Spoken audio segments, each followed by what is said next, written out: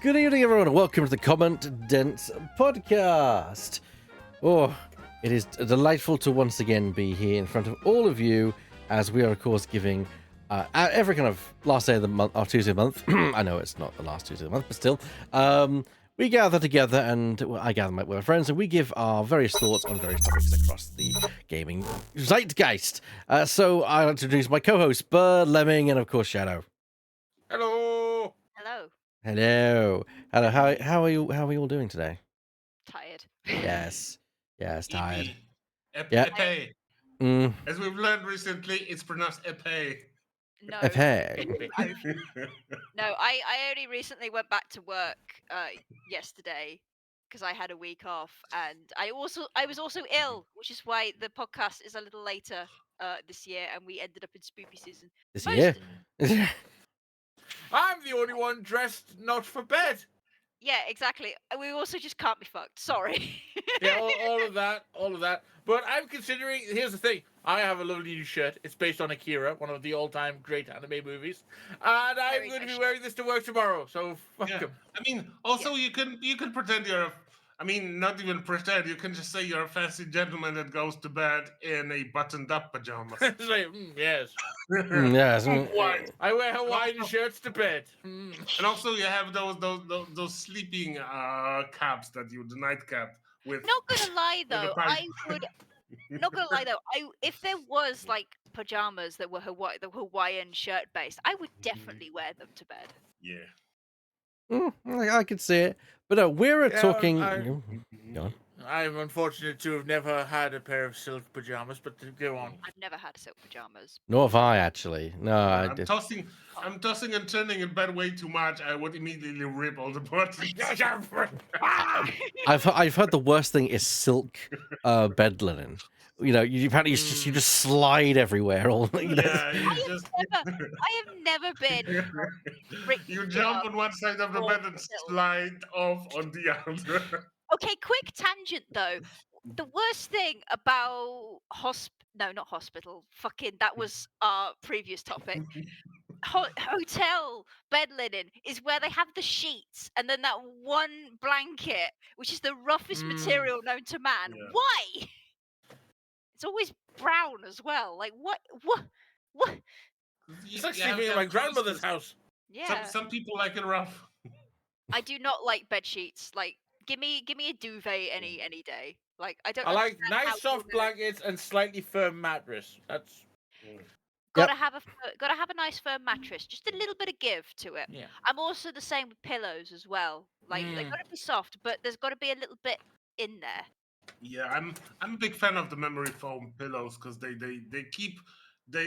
keep you having your head the right way. The spine is healing overnight and all that. Oh, I need to get one of those then. Anyway, I we I need to came- get some of those. Yeah. What have we been playing for the month? Well, I know there's some. Occasionally We do talk about video games occasionally. occasionally we talk about video games. We yeah. can't use that. That's used by another podcast, much more popular and influential than ours. not anymore. It's Not anymore, yeah. that podcast. It's on indefinite hiatus. It could come back. Shout it. Yeah, the catchphrase is up for grabs. True, but we want to honor TB, don't we? You know, and Yeah, you know, exactly, We yeah. honor him by using it. I can't argue against that. We use it occasionally, Yeah. but not as a catchphrase. Yeah, it's almost like GNU Total Biscuits. And we Yeah. refer I to mean, phrases. we have called this podcast the Common Dense. You do Yeah. come. I would hope that you come to us for us just commenting a lot about bullshit Stuff. as well as video Oh, games. there's plenty of bullshit online. And Stuff and things and that. And I think we've proven to you again and again that we are pretty dense. Ah, do you do yourself an injustice? Not gonna lie though, I am this close to leaving Twitter. Like, fuck Twitter. Oh, The only thing I'm here for Yeah. right now is the fan If we're art. talking about that in social media, I came this close to quitting Facebook at last. you still use The only Facebook? reason I don't is it's my only method of communicating with my parents. Ah, fair. But when I got a notification, everyone in Twitchland, keep an eye open for this if you have a Facebook account, that they are using your activity to teach the Meta AI. Oh yeah, that's useful. I don't do anything. So Where's it my can bucket? see- Yeah, exactly. So it took me about half an hour after getting this notification to find out how to get into the settings and say, "Fuck you." You can put in a request to remove yourself from that I training. also need to point out that PayPal is doing this as well, just not with an AI. Go into your data and privacy settings and tell them to stop sending your payment Information. history to Oh, other okay. merchants. Tell them to go fuck themselves. I will certainly be doing that as someone who uses PayPal. But yeah, on to more positive things. What have we been playing this month? I know there's someone who's probably begging to get on with it, so we're going to start with them. Lemming. I've been playing quite a lot, but one is the headliner, and I'm going to do that last. But first, quick fire. Lockdown Protocol, very fun multiplayer game. It's another Among Us, but 3D, and it's a lot of fun. Where's the other one? Dylan Dawson. Dylan Dawson's Stationary Supplies is another one, but nobody dies. People get fired. It's very fun, very recommended. It's hilarious as well. I love it. It's absolutely brilliant. It is my favorite social deduction game, mostly because I actually understand it and I'm fairly alright. Which, if anyone is curious in our little headsphere, I have a good authority that on the 18th of October it might be coming back for Mr. Weird. So keep the 18th clear if you want to be employed by Dale and Dawson's. I'll reinstall the game. At least for a moment. It's on that list of games I've got that I play it, I uninstalled it, I reinstalled it, I play it, I uninstall. Whenever a group comes up, I'll just they're playing on that game. It's only like a couple of megabytes as well. Oh yeah, it's a very small game. It's remarkable. And Satisfactory hit 1.0. A lot of people have been playing that. I owned it. Oh, okay. I completely forgot I owned Satisfactory. I bought it in 2022. Never installed it, never played it. I then saw certain friends of ours playing. I was like, I might play it with them. I know it's a multiplayer game. I might play it with them. Went to the store. It said, download now. I was like... Winning. When did I buy you? When did I have all of the early access pre-order stuff.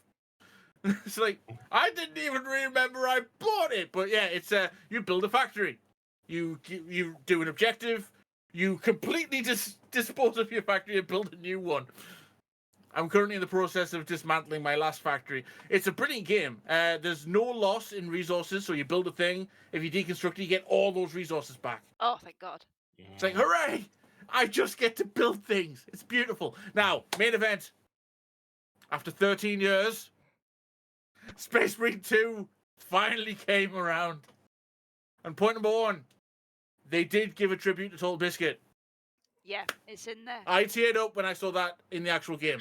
I saw the screenshot on Twitter, obviously, but seeing it real there really hit me emotionally. And I really appreciate that from them. But the game itself, fantastic. As a 40k fan, brilliant introduction to the series.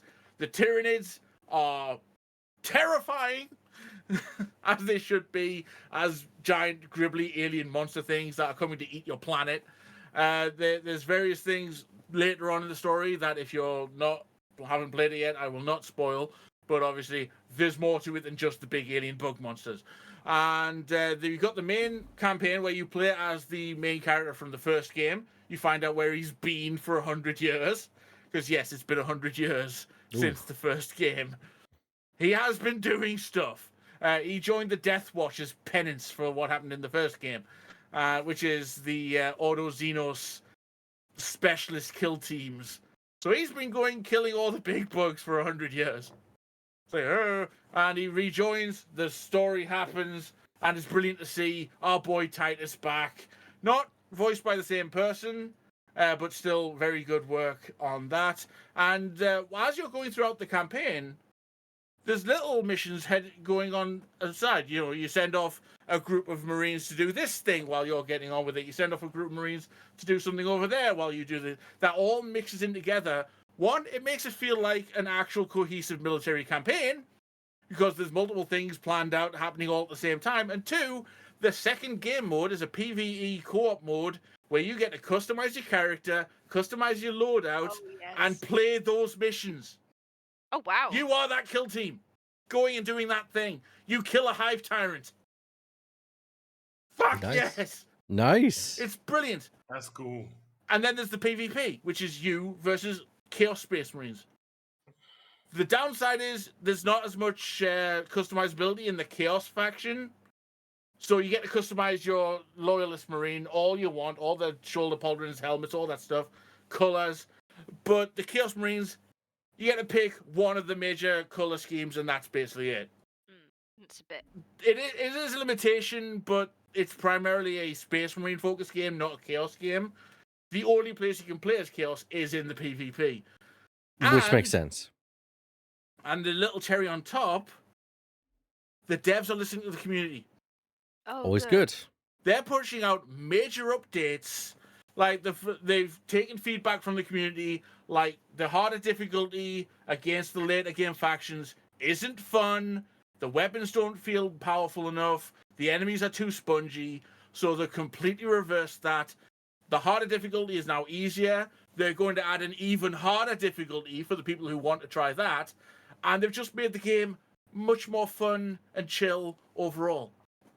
Yeah, I will say when I was watching you stream it, I really loved how the detail of the Gothic architecture that you see. Yeah. Like it's like being within that world, and I really appreciate that as somebody who's really quite casual into. Yeah, the game takes you through basically every aspect of the 40k world visually. You go from a jungle, like a death world environment where even the plants can eat a normal person, and fighting the monsters there, to a hive city where you've got spires and highways tiered on top of highways, and the game engine is spectacular.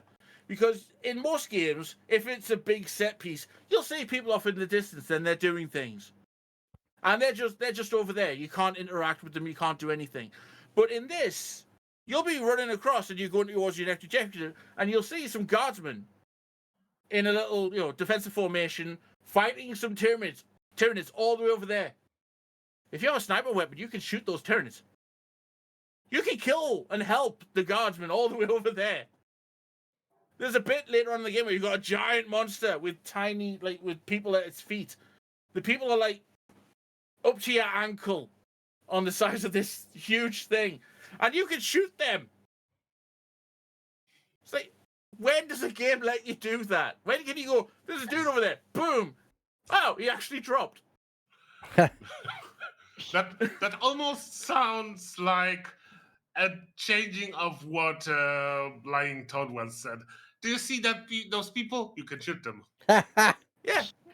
Yeah, can we also get big ups for the Dreadnought Oh, in the latter half of the game? the Dreadnought scene is amazing. Usually, in a Warhammer 40k game, if you meet a Dreadnought, you meet him, he's powerful, and then he dies horribly. Like, the opening cutscene for the original Dawn of War is Space Marines fighting orcs. It's a pitched battle. People on both sides are dying. A Dreadnought turns up, mows down a load of orcs with its chain gun, and then gets a bomb strapped to his back and explodes. It's like, that guy was probably 5,000 years old and is just blown up like that. In this, a little set piece has an enemy Hellbrute, which is basically the Chaos equivalent to a Dreadnought, bursting through a wall. You think, oh shit, boss fight in an enclosed tunnel. This is going to be hard. And then one of your Dreadnoughts follows it, punches it out the way, sticks its gun in its mouth, and hoses it till it's dead. It then turns to you and goes, where are the traitors? You then follow this guy as he just mows through the rest of the level for you. It's brilliant. Yeah, he's like, where is Magnus? It's like, he's not Yeah, here. He's not here. Magnus is still, somewhere else, but his sons are. Feel free to murder them. And he does. He throws a statue or something and it blows up. It's brilliant. It's so fun. It's just like the best thing about that game is like, yeah, do you know what? It's really good because it's like the devs asked the question of, do you know what would be really fucking cool? Defending having a last stand moment and having it broken up by some of the coolest characters in 40k, which I'm not saying because it's No. If you know Ultramarines, some big characters turn up. Yeah, it's And it's just, you're having the last stand, they turn up, he turns to you and says, I got your report, brief me. so good, so cool. You're there with a freaking, you pick up the banner, you've got a pistol, you're shooting hordes of enemies. It feels perfect. This is a straight 10 out of 10 game.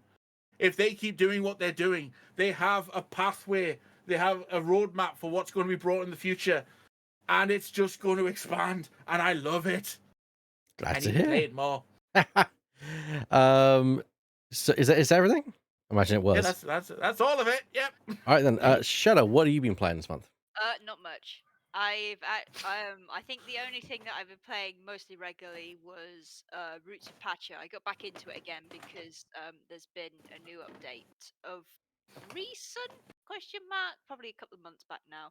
1.2, where they've done a few things, added a few new bits and bobs. So I decided to start anew because my original save is a bit bloated because it's at the end of the thing, and sometimes you go back into games like that I and you do go, it. what was I doing? Who am Yeah. I? Where am Yeah. I? Like, why have I put things here? Like, Yeah, I've never been to I've this got that with. place. yeah, I have no That's memory. like me with two games. We've got God of War, and I've got Horizon Zero Dawn. I played the first 5 hours, and then that's cool. I'll play more of that later, and then never did. And now if I go back, I'm just like, I have to restart the game because I don't know anything. Yeah, there's a part of me Yeah. that wants to do that for Fallen Order because it's just like I'm on Dathomir, but I've completely forgotten how everything works. I did that many years ago with Red Dead Redemption 2. I just, yeah, it's horrible when it happens. Which is why it's brilliant when the. Sorry, you were saying something. I was just saying I might have to staple E back to me, and It's why I like it when games do that, like that recap thing. Yeah, that's brilliant. I don't remember many games that do that. They don't. More games should. Yeah. yeah. I mean, We're busy some now. do. I am 30 years old. I do not have. I'm 30 years old and I have a full time job. I just do not have the Yeah. time to put in as much as I do, which sucks really. Because Yeah, I the only I game. miss those Yeah. days where I could spend hours upon hours and hours and hours in a day just like mucking through something like big RPGs I used to love, but now it's just a case of like at some point I've got to sit down and put time in, and my brain just does not have that capacity anymore, and it fucking sucks. Anyway, yes, so I'm playing Roots of Pacha 1.2 is good. Is good. I love Roots of Pacha. I would always recommend it for people who are looking for a pixel farming sim, especially if you've got youngsters. It's a good game. There are some more there are some heavier subjects, but like not as heavy as Stardew Valley. It'll be stuff like I was abandoned as a child sort of thing, and there's stuff going on in the background. But it's real chill. Little bit of edutainment stuff in there. It's good shit. I would definitely recommend it for children. It's good. It's multiplayer as well, so a parent can look after can play with a youngster. Good I stuff. would. I personally. I think I know a lot of people recommend Stardew Valley for children as well, and that's fair because I think from what's in Stardew Valley, the kids can handle it, but at the same time, it's kind of like if you're a little bit sus about the one of the characters, the alcoholic, who almost tries to kill himself at one point. I, yeah, my There is one thing though that I noticed regarding young video game players. They quite often don't care about the plot. They don't care about the narrative. They just care about the gameplay. They skip the dialogues. They just go to the mechanics. What you're supposed to do, like give this present to this person, do this for this person. They yeah. don't. They tend to skip a lot of Yeah, the I dialogues think and the a lot of them narrative. will be completely fine with Stardew Valley, but I always have that kind of. But I always like to let older people know before they give their youngsters it. Just like be aware that there are some darker subjects lurking in the background. They're not bad, and in my opinion, I think a little bit of the subject matter in the level it is appropriate for a child kind of thing. Because like we've all seen like if we can put up with seeing Mufasa die in The Lion King, the kids will be fine. Trust me. Traumatizing. Yeah, exactly. For you is Mufasa. For me is Optimus Prime. Oh, I still I can't. can't. I have the soundtrack. I can't listen to that song without tearing up. The music that plays in I will. Optimus I will Prime. admit though, I will never get over the scene of Clayton's death in the Tarzan. Oh my That was god. fucking. Ooh. They That's went brutal with that one. They went Yeah. brutal without actually showing it. You just saw his Yeah. shadow, and that was just like that was it. If anything, that was worse. Not Yeah, just shadow, Yeah, but there's the storm going on, and yeah. yeah, You but see it just for a second. In that you just see the shadow for a second. It's like, oh. then again, don't we see the same thing with hyenas and Scar? Yeah, but for some reason, I that didn't hit me as hard. I think it Hmm. maybe I just maybe Well, I I just But think it's that was more of a fight. yeah, and I think it's more cruel because it's him and nature just literally just taking the life out of him Yeah. because and it's his own fault as well. Yeah. yeah. Because Tarzan tries to save him. He's like, "Hey, you've got the vines around your neck," and he's like, "No, don't Like stop." no. It's like I will kill you. It's like Clayton is just just let him madly die. slashing. Yeah, that is true. And I not don't. himself. It might be also the like slight disconnect on what is a human being and accidental horrible death, and the other is an execution of animals and animals. Well, Mm. yeah, because the camera pans up because the hyenas approach him and he's like, "No, no, wait," and the camera pans up and you see Yeah, the you see shadows of them shadows on coming the wall. onto Yeah, him, and you just hear laughing and screaming, but you don't see anything. There's nothing.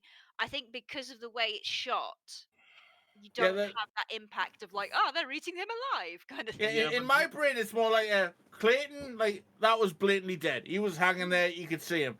The Scar thing, that was a fight. They jumped in. The fight started, and then it panned away. Yeah, Yeah, You and then didn't see fire, the ending. got them. So yeah. Also, the speed of that scene of Clayton's death is like so shocking that it's over, yeah. and so yeah, yeah. it's very quick. Do, do, do y'all like Turnix caramel wafers by any chance? No, What's Slight Those topic little chocolate change. covered wafer biscuits. no. Never tried them. I don't know what that is. They do minis. Oh, I didn't know that. Oh. They No, do my minis. parents used to like them, but they Yeah, went off them for some reason. they do minis. Must inquire. Nice. Any other games, Shadows? It just been Roots Patcher. I have been playing the Universe Sim. I think I mentioned it last podcast, but I've had some time to work with it a little bit more. Not really much more to update aside from I murder people who leave my civilization because fuck you. And since yesterday, you can give them trousers. I have invented clothing. I am a benevolent god. Hey. Most of them are still not actually wearing clothing. It's very annoying. But they can. They can if they want to. We don't need these newfangled coverings. God gave us skin. We don't need this shit. I All love right, my nuggets, but they are so fucking stupid. all right, but what you been playing? So other than Dale and Dawson, as we've all played, I've been playing not much. I've started replaying God of War Ragnarok this time on PC. So I want to play this time with 100%ing the game, doing all the challenges and all the favors and all the things. Mm. And it's still really fun, really interesting game, and a great expand. It expands on the previous God of War really amazingly. I can especially appreciate it now that Lewis has just finished his playthrough of God of War. I can much easier compare that God of War to Ragnarok, and it's really an amazing improvement. So I'm doing a lot of that now, Nice. and I've I've also started playing a cute small game called Boxes Lost Fragments. It's not a very long game, but it's really interesting. It's the escape room in a box simulator. You know those Oh, boxes that Dicimp was introducing us to at UK Games Expo. Oh. Those wooden boxes that you manipulate things, that there are puzzles and each element of those. It's that, but modeled in 3D with manipulating things like you turn keys, you turn knobs, you solve puzzles. It's really really fun. Neat. It has an overarching sort of steampunk Pygmalion theme. It's really fun. I like this game a lot. Too bad it's very short, and it would absolutely benefit from like a level editor, like Escape Simulator has. mm, This Mhm. game would also absolutely benefit from that, and That people reminds would me, come I up with drag you great two into boxes. a thing. indeed. Yeah. And the third game that I played, I might one day gather all my friends for an intervention. Oh, Balatro. Yes, Balatro. It's so addictive. I mean, whenever I'm like watching something, listening to something, like there's something in the background, like let's play Balatro for 15 minutes, half an hour. That It's- was really funny when Miss was playing the Outer Wilds last night, yeah, and the little thing came up. yeah, like Paris playing Balatro. Weird, it's playing the Yeah, Vampire Survivals. Why is Shadow playing Ghostbusters? yeah, Uh, it's. y- hmm. Go on. It's a very simple game because you just play poker, but you have to get more and more points for your poker hands each round, and you do that by getting jokers that you have a limited number of them. You can hold a limited number of them, and they give you all kinds of things like extra points, extra multiplayers for the points, extra tasks to do. Like if you have two pairs, it gives you this. If you like reject one card at the beginning, it will give you money, things like that. You can improve the base points for your hands. You can change the types of cards. Like you can turn a card into one that gives you points when it's not played, or one that can be played as any card of any color or figure.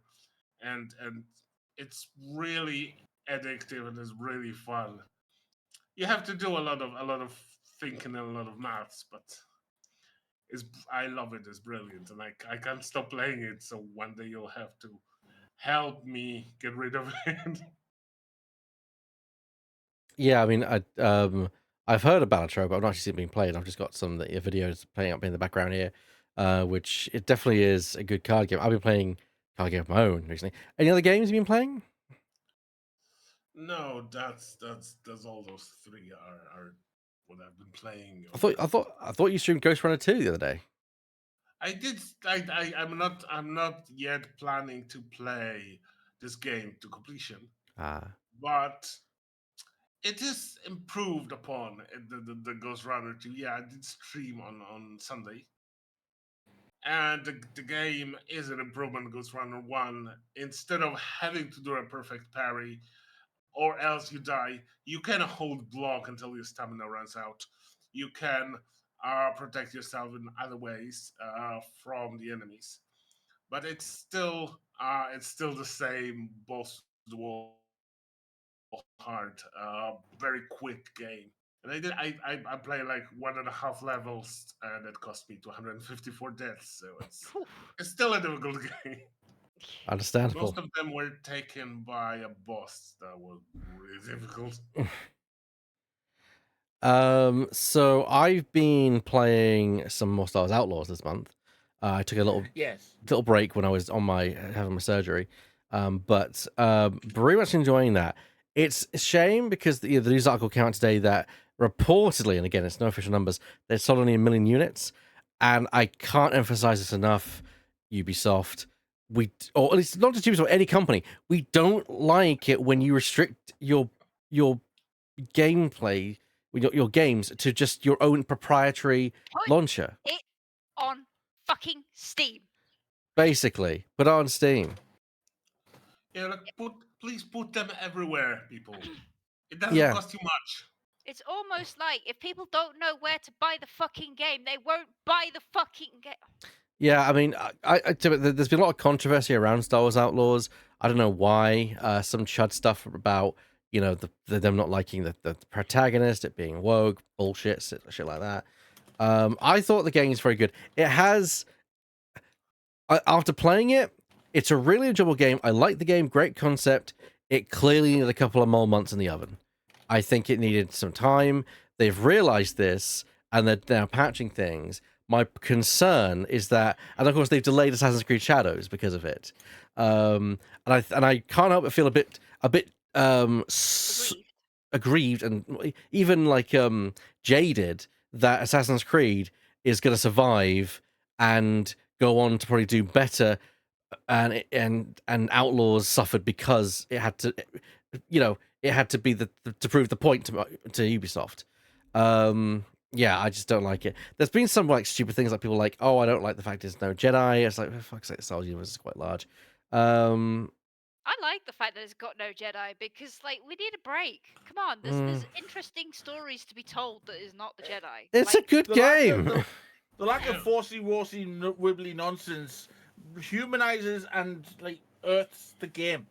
yeah, like I not gonna lie, I'm very grateful that there is no like nothing to do with the Force. I mean, there is one teeny tiny bit, but Yeah. it's so brief.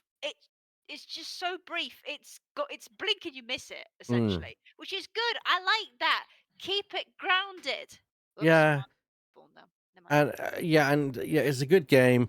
It did need more time for polish. It has got bugs. There's no denying that. I will not stand up and say the game is perfect. All I can say is I enjoyed it and I played all of it. You can watch my entire streams of it.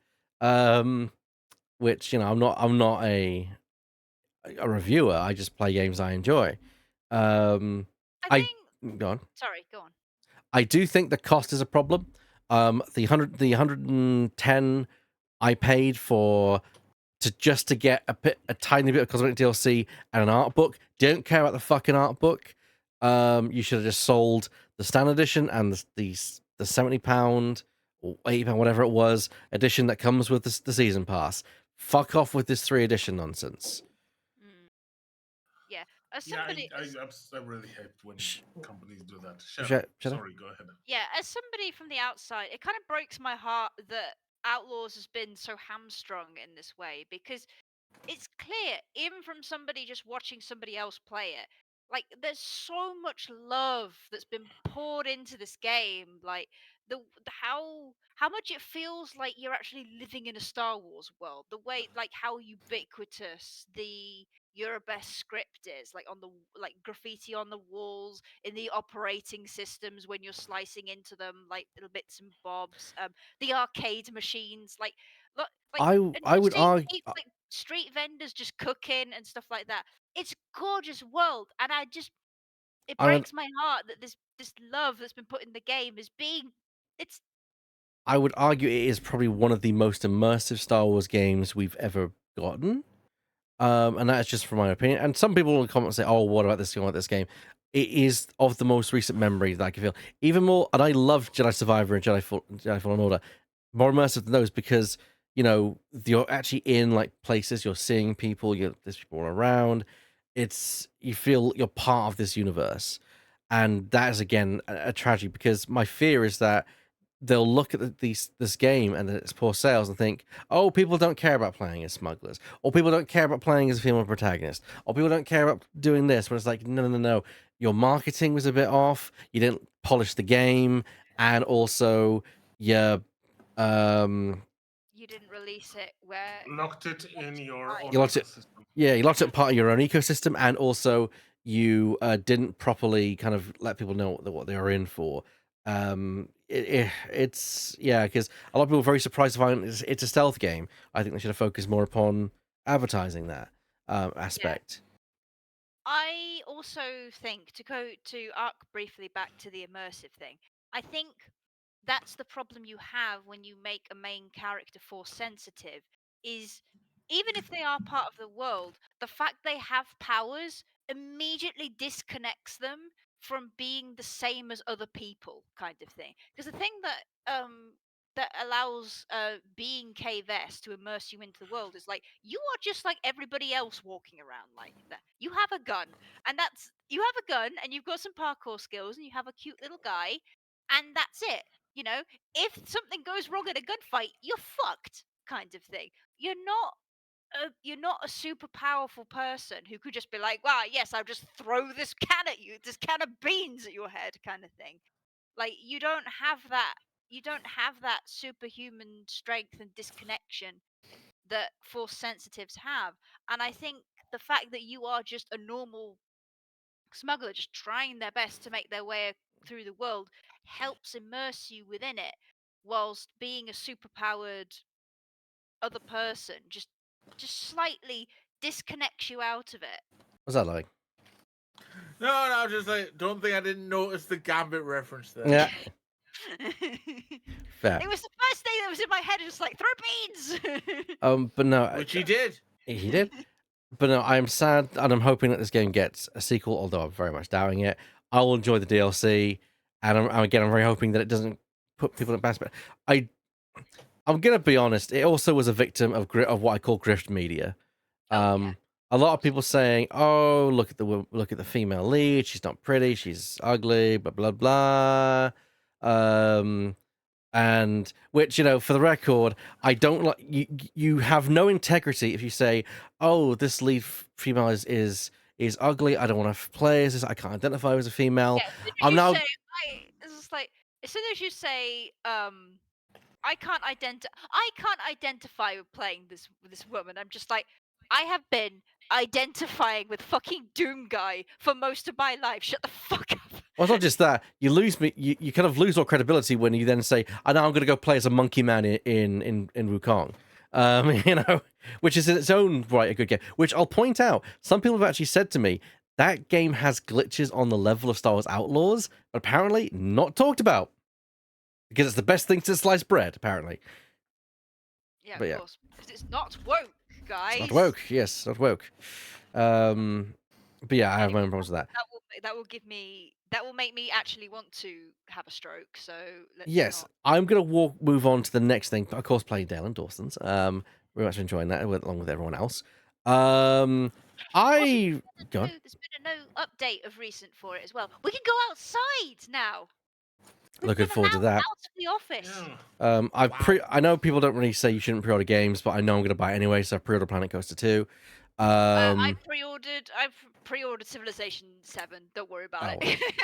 I didn't pre-order a game, but I did pre-order a movie this morning. Was it Deadpool and Wolverine? Good man. Good man. It was. Good man. And the only reason I pre-ordered it is, well, all of the steel case editions were already sold out. Fair enough. But they did say, buy now, and we'll give you £3 off a Deadpool and Wolverine t-shirt. Yeah, why not? That's fine with me. I have purchased Animal Well, but I've not played it because I've been playing Frostpunk. Not Frostpunk 2, but the first one. Animal Well. Yeah, it's apparently it's Metroidvania. Sorry. Animal Well, yes. I did not hear that. Yes, but the game I've been playing more recently is Frostpunk, the original Frostpunk, released several years ago. Very much enjoyed it. Interesting. I'm not really one for survival games, but yeah, really enjoying the survival aspect. Survival city builder. Survival city builder. Yeah, it's really interesting, and although I completed the main campaign in my second only run last night, nice. I'm tempted. I never finished it. Oh well, okay. What was that, Shadow? Oh no, I was just saying impressive. Oh, thank you. I'm tempted to go for a second run because I'm like, I didn't get through all the tech tree. The Great Storm happened. It was all over. I want to play more. I want to play longer. And so I'm thinking about trying out the other modes, like the endless modes they've got going, or one of the other kind of campaigns. But yeah, so I'll probably be picking up Frostpunk 2 at some point in my future. But no, I really enjoyed it. It does bear noting that the Stupendium, along with Dan Bull, did a couple of very good songs for Frostpunk. Yes, I've listened to them. Before Frostpunk, or what was that, Shadow? Did the songs come first before you bought Frostpunk, Al? Yes, they did. Yeah. But also just the idea of a city builder that's a survival aspect just kind of appealed to me. No, it is an appealing thing. It's not for me though. It's a little harsher for me than I'd like. But I have been having my eye on some more survival-esque city builders of recent. Farthest Frontier is one of them, and I think Foundation. I'm not quite sure about that one, but yeah, I've been looking at those myself. Yeah, that is what we've been playing today. Do we have any news that you want to tackle very briefly? And there's one fairly big piece of gaming news that came up this week. If you don't mind. Go on. Sure. Oh, I just need to check something. Store page. Yeah, less than a year. It's been about 9 months since Pal World released, Oh yes, I forgot about this. and now Nintendo and the Pokemon have decided to open a lawsuit. It's taken 9 months of fact finding and investigation, but Nintendo, being notoriously litigious, have finally found a little crack to start chipping away at against Pal World. A And what they trademark found, dispute, which is strange. is it patent? No, it's a patent. Patent dispute. Patent, sorry. It's a patent dispute against Pal World, which is now going to court in Tokyo. Hmm. There's not a lot of There's not a lot of information on the subject. It's just it's been filed. It's happening. It's finally happened. Yeah, I have a well, I personally think that Nintendo is doing this out of spite. Probably, yeah. And I hope they lose, frankly. But the problem is that if they've gone to this length, they've probably found something that they can get their teeth into, which is unfortunate. Mm-hmm. Yeah, I just that have to hope that Sony stands behind Platon. Is it Platonic? Can't remember. Hope Sony stands behind Pocket Pair.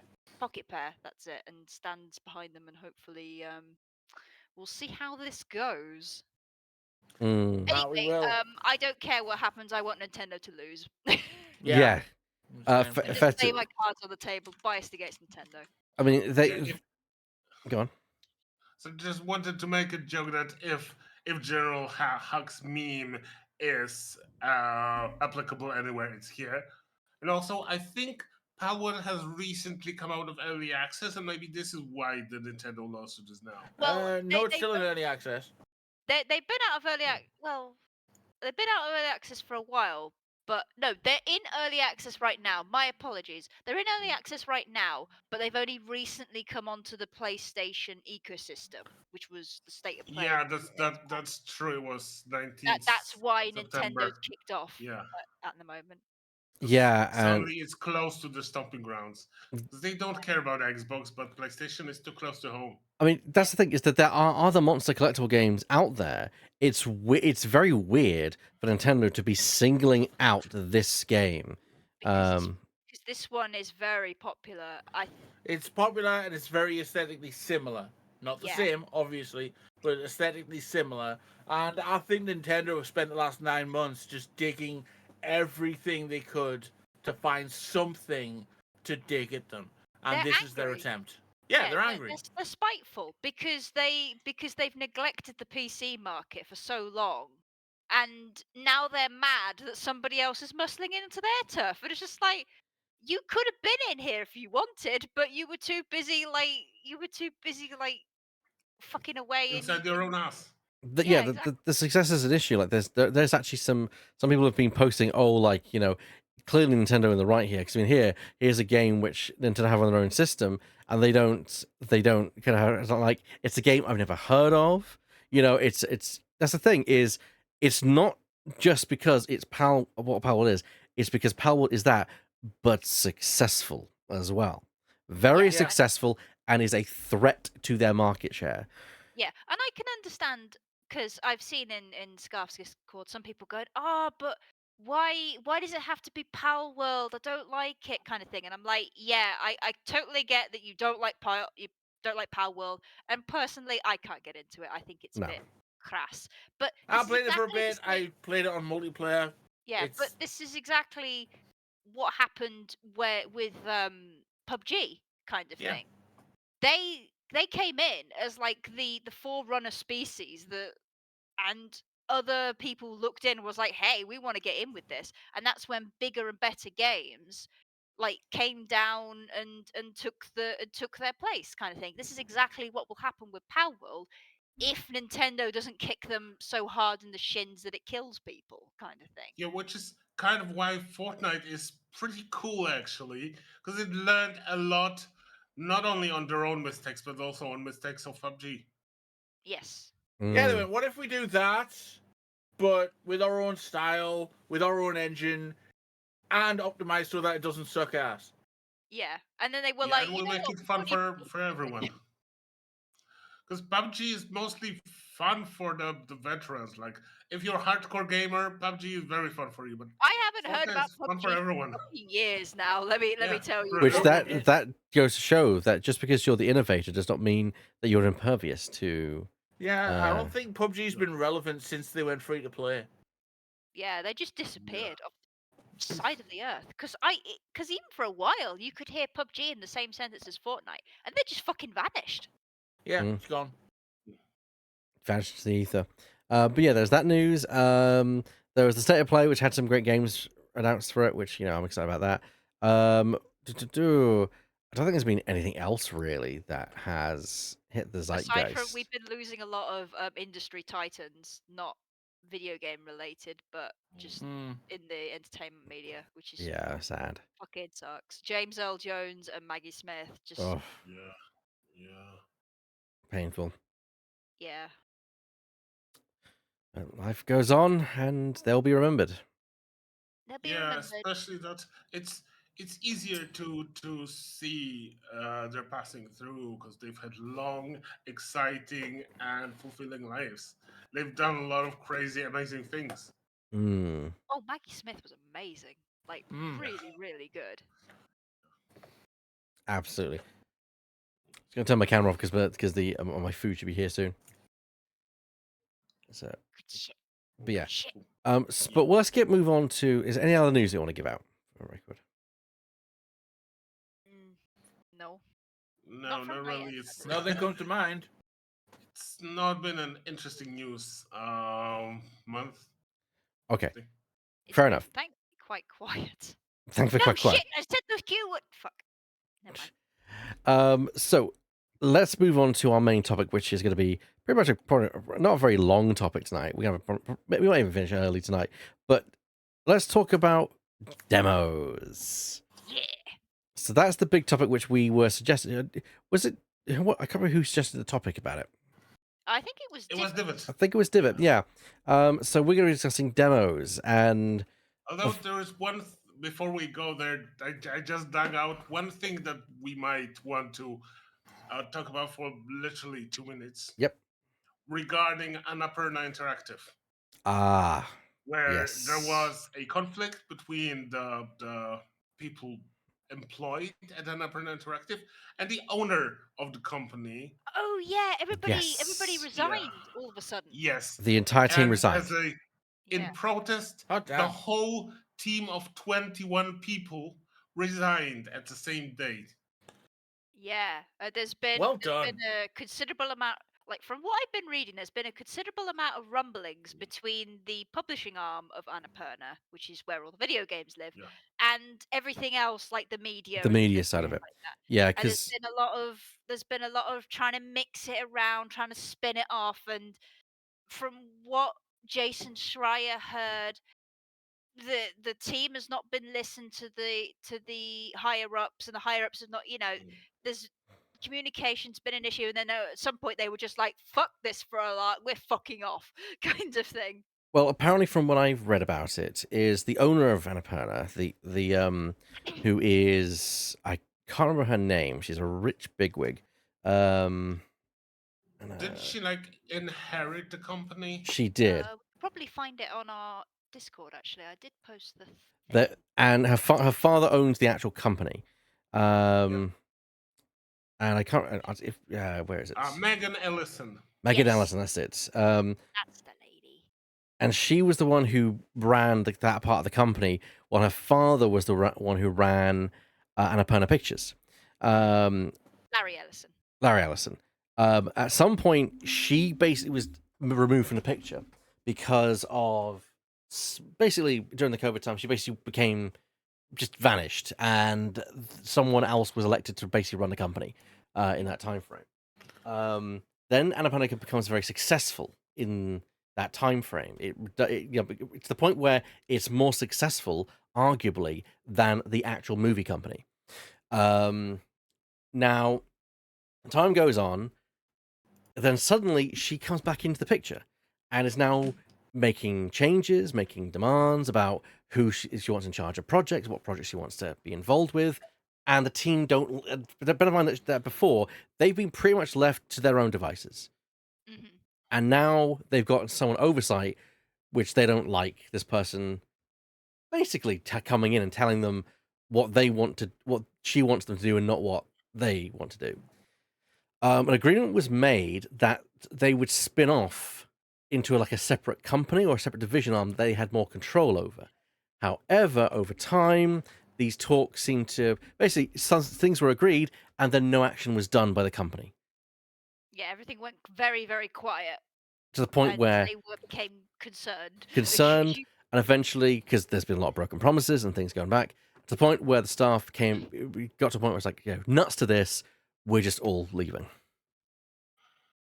Yeah, and that's the story. 25 of them just left. Yeah. That is an extremely simplified and condensed down version of the story, which you can find online. There's a great article about it, what happened at Annapurna Interactive. But yeah, and I think because a lot of it was Annapurna wanted to almost like redistribute the finances around so that effectively the picture company was absorbing finances and money from the gaming interactive division. Well, that's interesting. Interesting that you say that, actually, because something else has been going on in a different company that's very similar to what's going on here.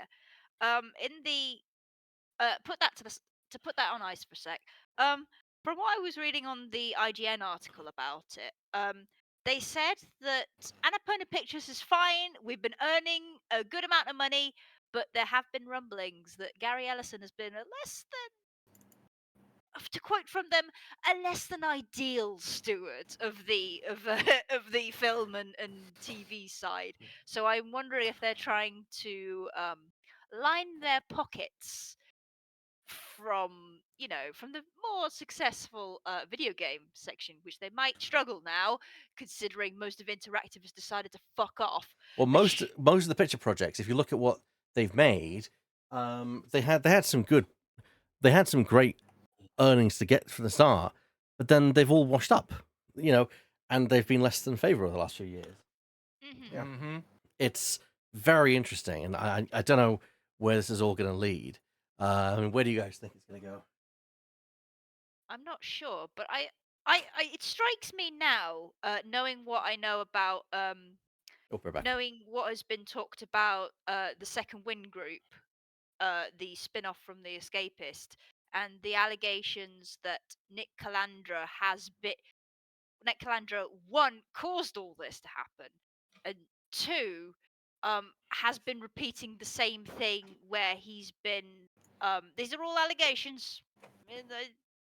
There is a video from the other Frost who has left Second Wind, who making these allegations. He's collected receipts and such, but I will stress this is all allegations. He's made the allegations that Nick has been over-promising, under-delivering, and using money from places he shouldn't be to try to fluff it out and make it look good, when really he shouldn't be doing that. And he had to have his hands taken off the wheel a couple of times by people in the Escapist, who were like, hey, can you not do that? Can you stop over promising and under delivering and using money from other sectors of your company, of the company, to make, to feather it up and look like it's okay when really it's very, very not. And basically, He didn't do that. He kept doing the same thing, and then when the escapist tried to get rid of him, he threw a fit and caused everybody to get fired. So that was that. He's great, and now he's doing it again. Okay, that's the allegations. It fucking sucks. But yeah, it just struck me how similar that was. I was like, huh, yeah, trying to use one side of the arm to fuzz up the other side. Interesting. It's almost like there are certain people who shouldn't be in charge of companies. Yeah, exactly. Who would have thought it? I think Wow, I'm back. eBay's getting. Ah, there we go. There he is. Got your food. Yes. Where were we? What? We were circling back around to the topic of the day. Yeah, what part did you leave and go to get grub, sir? Oh, it's fine. Most of it's about when when we were talking about like the finances being redistributed and such, but it's fine. Oh yeah. He's fine. Where? So, shall we talk about demos then? Yeah. Yes. Where I stand with demos is I really love demos, but the demos that I need are for the AAA games, but of course the AAA games don't release demos, only the indie games do, and that frustrates me. Like I love that you have a demo. No, like please give me a demo. But I don't need a demo for an indie game as much as I need a demo for a AAA game because of all the money I'm going to have to stump up.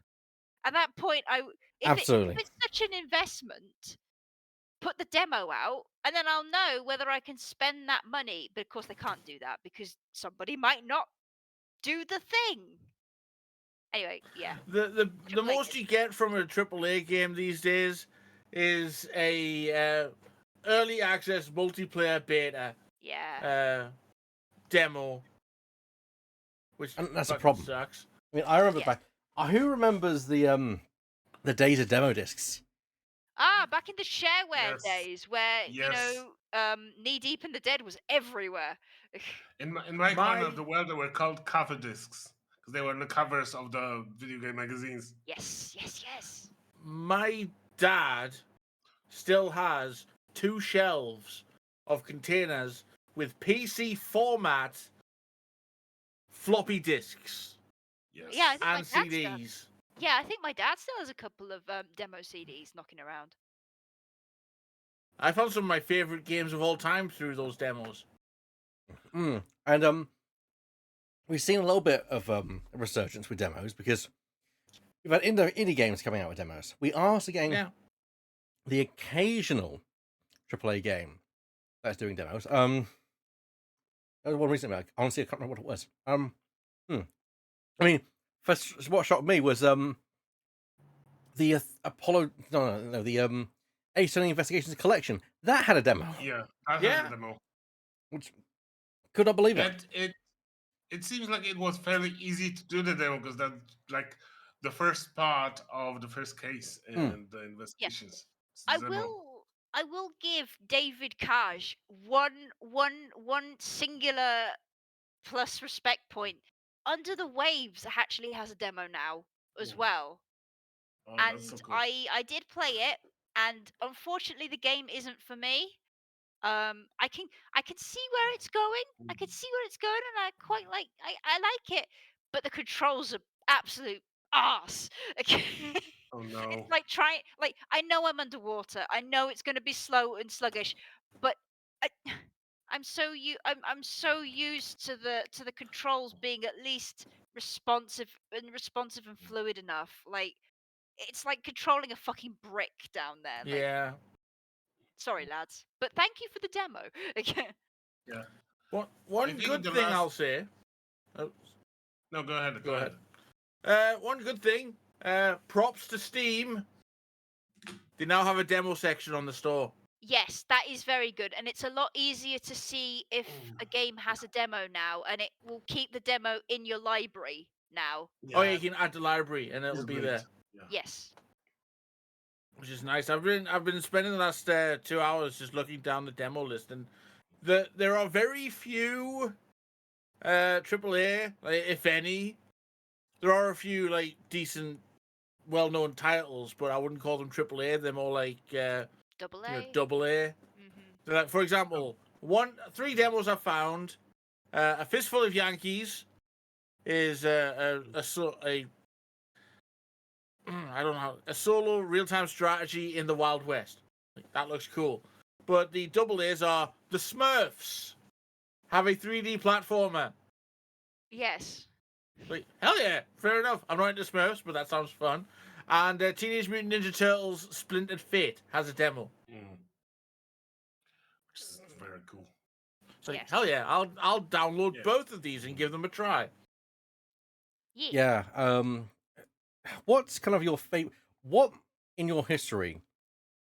What game have you played a demo of? That's the major thing. I've got to get this.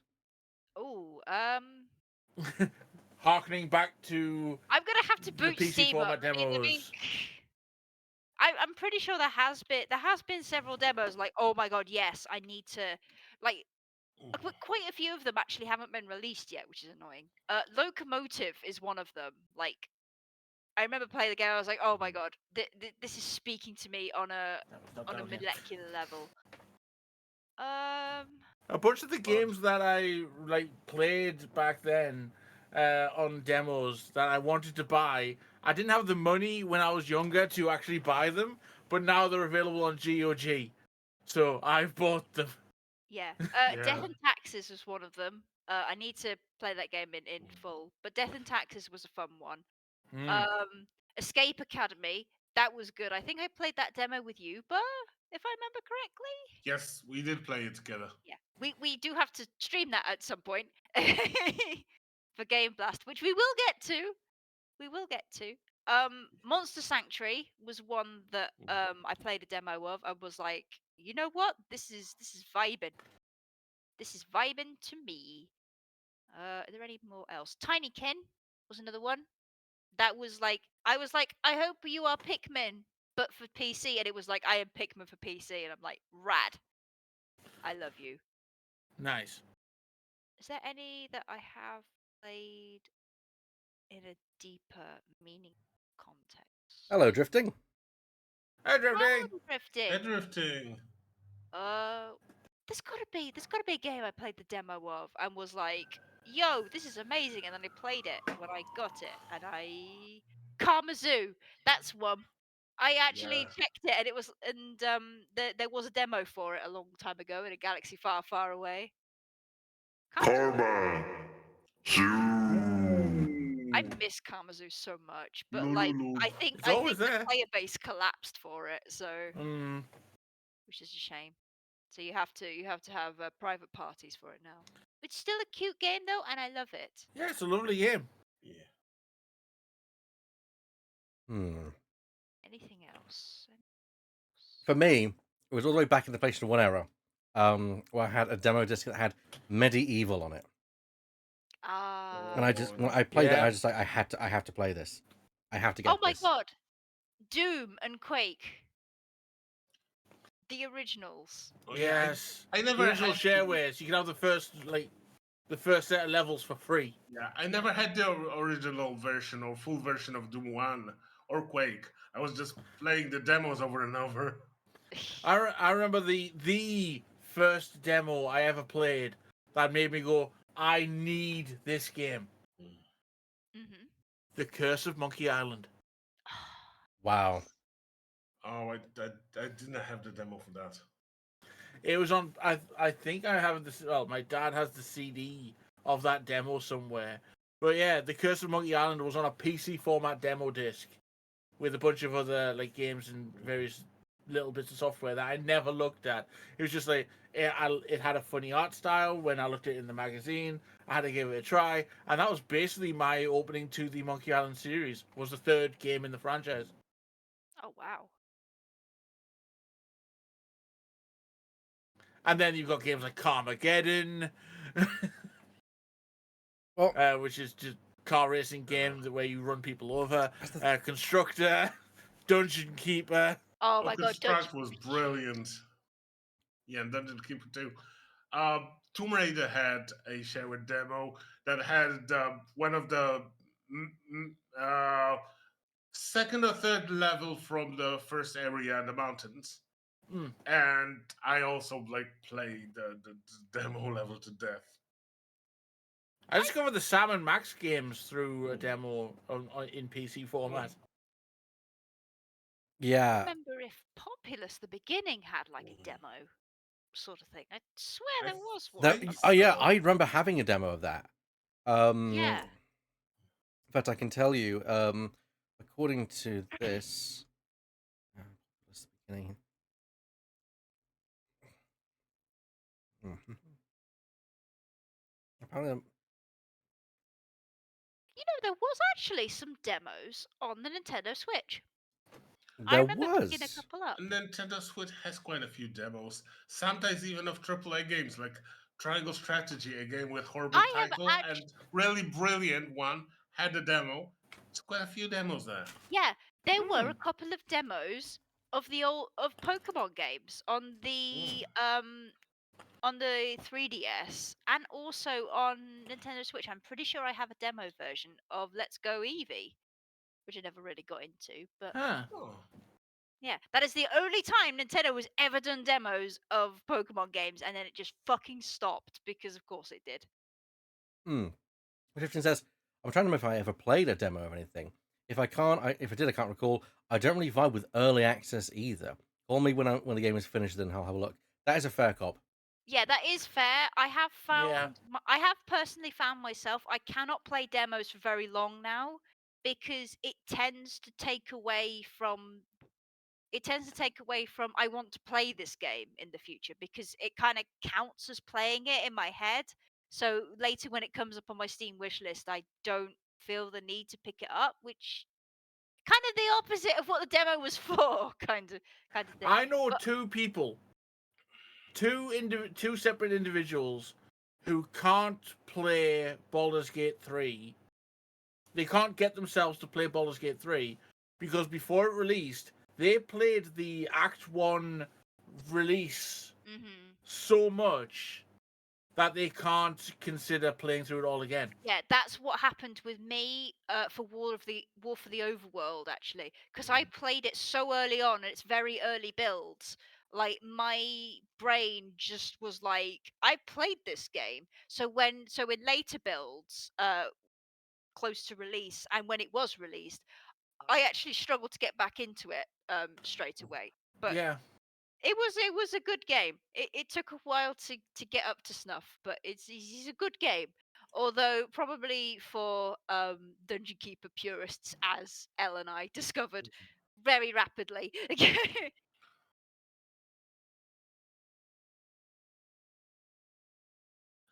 I do How are you, enjoy Bert? the demos. I actually really benefited from playing all kinds of demos because either I discovered that a game was really great and I really enjoyed it, Mm. or and then I bought a game, or I found out that a game that has really interesting premise turned out to be not to my tastes. Yeah, I do like even though every time I have to decline a game because I can't get into the demo, I always feel really bad about it, Mm, but I do appreciate them giving me the opportunity kind of thing. I would much prefer to reject the game in this early mm. stage than to get it, play it, and then go, ah shit, somebody Yeah, spent it's like money on this thing, especially if it's a gift for me, because it's just like, Mm. yeah, oh shit. That's happened to me yeah, before a couple yeah, of times where somebody's yeah. given me a game they think I'm going to enjoy and I want to enjoy it, but then I'm playing it and I'm like, oh, Mm. Or maybe a game that you've noticed and put on your wish list, and then they got it from your wish list, and like, no, actually, this is not something I enjoy. yeah. Yeah, that's the worst thing is when somebody gets you something off the wish list and you're thinking, "Oh yeah, I put this on the wish list." Then you're like, "Ugh." I feel bad. Stop making me feel bad for my friends. Stop it. Why do we think demos are no longer a thing these days? Money. Yeah. Because Oh, you don't want the consumer to you don't want the consumer to not put money down. And if the only way for them, that's why AAA games don't offer demos because they want you to buy and then worry about whether you like it later. They just want the money. They don't want the customer to They don't play a want the demo and go, informed actually no, customers. because then they lose the sale. That's Yeah, pretty much it. Yeah, I'd say that's yeah. Capitalism. pretty much. Yeah, because you want to release, if you're a AAA or at least a AA company, you only release demo when what you're releasing or yourself are a completely unknown quantity, and you really need the people to be on their side. Like likes of P. I don't know whether is it AAA or is it AA? I'd say double A. Yeah. That's the game that you hear the premise, you see the animations, and you see the stills, and you have no idea what this game will represent. You will just what the heck is this? It's Dark Souls, but Pinocchio. What? I don't understand it. So you need a demo, and this game had a demo, and it was brilliant. It had a lot of Act One, and it's absolutely bought everyone. It's just taken the Souls community by storm because of that demo, and it showed to the people that yeah, this is something that we want to invest our time and our money in. And the same thing was with the remake of Resident Evil 2, because they also needed to show that we're making a game that's completely different than the Resident Evil 2, but also exactly the same as Resident Evil 2. And we need to show people what that means and how that looks. Because otherwise, there will be also reticence to test an unknown quantity that this remake was. And that Yeah, also brought people to the side. But other than that, people want the AAA companies just want all the money they can have. yeah. It's such a catch-22 that the people that I need to give me demos won't give me demos because then I might not buy the game, and the people who I am willing to take a chance on will give me the demos anyway, even if Yeah. that means that they might lose my sale completely. It's just like, no, it should be the other way around. Mm, especially with the cost of games these days is ridiculous. Yes. Mm. I feel I like hmm? No, go ahead. Because I I, feel I, I wanted to interject, but I want you to finish your thought. I feel that AAA games for their costs are very expensive, and people tend to Yes. not, unlike myself, who tends to live quite sparsely and buy quite a few of them a year. Sometimes there's only one. Someone can only buy one a year, and they need to be very Yeah. careful of what the choice they make. And if they Yeah. play a demo and they don't like it, well, or if they play a demo and they're not blown away, because don't forget we live in an industry where it's not. You don't just have to be good; you have to be amazing. Yeah. I Mm, mean, I think the only AAA game that I've spent my money on is a pre-order for Civilization 7. The mm, last AAA game that entered my Steam library was, I think, Baldur's Gate 3, and that was a gift, if I remember correctly. Like, I Mm. don't buy AAA games because they are so expensive. Yeah, Like, and also, I've got the Avatar game in my wish list somewhere, but I'm not touching it until its price falls yeah, down to about at least half, if not more, kind of thing. Because it's still an unknown, and I don't know if I'm going to enjoy it. So I can't risk. I haven't got the money to risk at like 50 quid.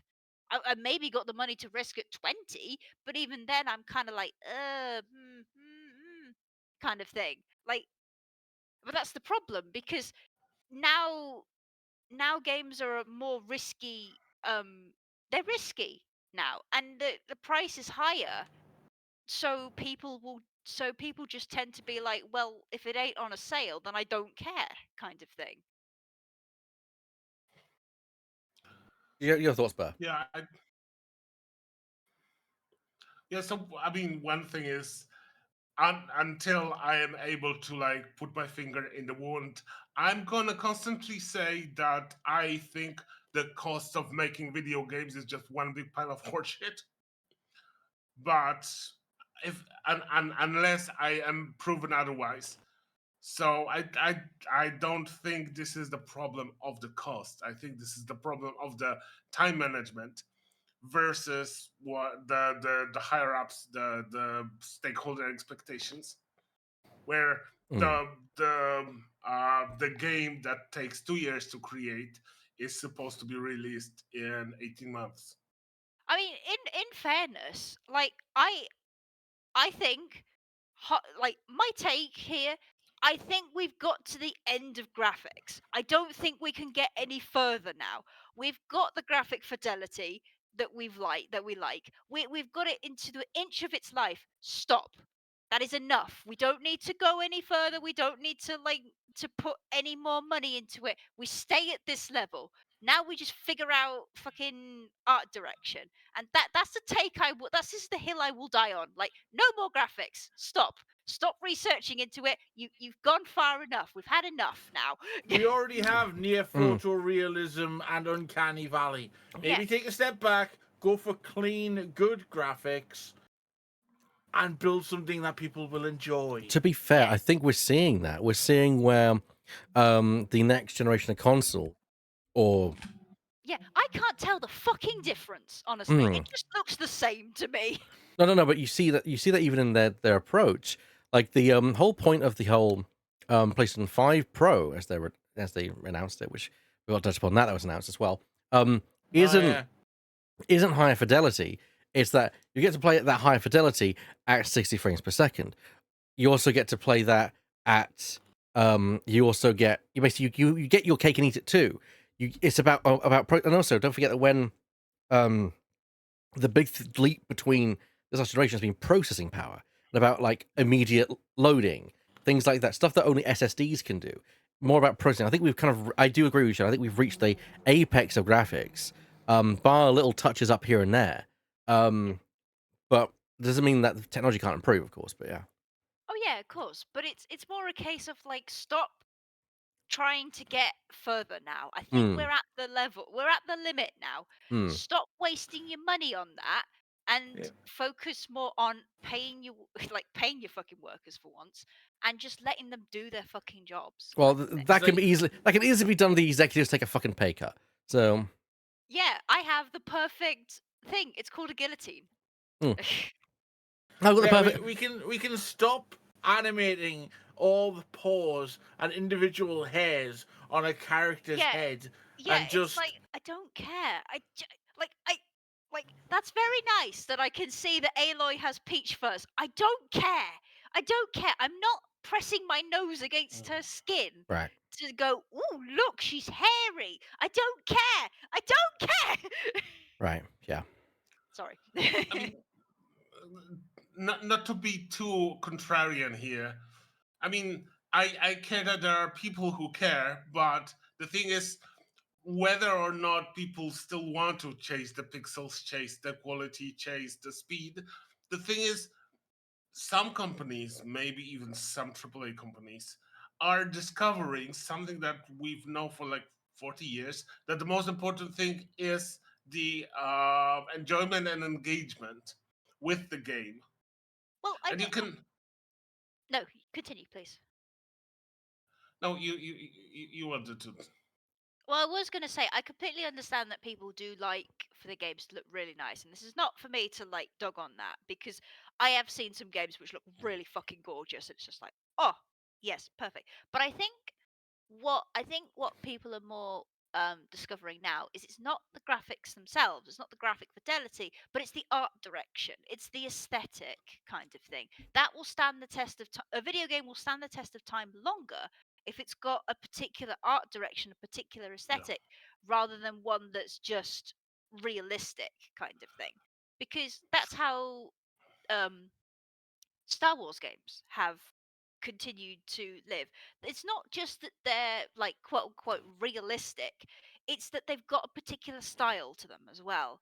And that's how they keep living for a lot longer than if they were just, realistic and brown kind of We thing. got a stretch from Resendris, by the way. Yeah. But yeah, it's I do agree. to an extent. Like even I'm someone who does like very shiny graphics, but even I'm like, look, there is a limit, and we've reached that limit. We're now into processing power at this point. We can't get any higher the graphic fidelity. Not that I think we need to, as you're right, because I think only in the last kind of 10 years, I would say, we're discussing demos, but we kind of tangentially went into this, Sandris. You know, tangentially going into this, I think that I'm trying to think where I was going to go with that thought, and it's now abandoned me. Yeah, so we've reached the apex of that design, and I think we're now in the last 10 years, we're starting to kind of phase out this knowledge that games need to have all these fancy realistic graphics, and that games have a style. Like, for example, Marvel Spider-Man, I would argue that's not really realistic, but it has a style to it. Same with Star Wars Outlaws, it has a style to it. They are of course more realistic than towards artistically stylized compared to something like Prince of Persia, but it doesn't. They still work for the mediums that they do. And I think that there's a lot of people out there who like, oh, the graphics aren't realistic, and I wish hell upon them, because in my opinion, a game shouldn't have to look realistic. A game should have to look the style it deserves. That's right for it. Yes. Yeah. I mean, that's how pixel art got the revival in indies, because some pixel artists can just do absolutely gorgeous pixel art renditions, like Bloodborne.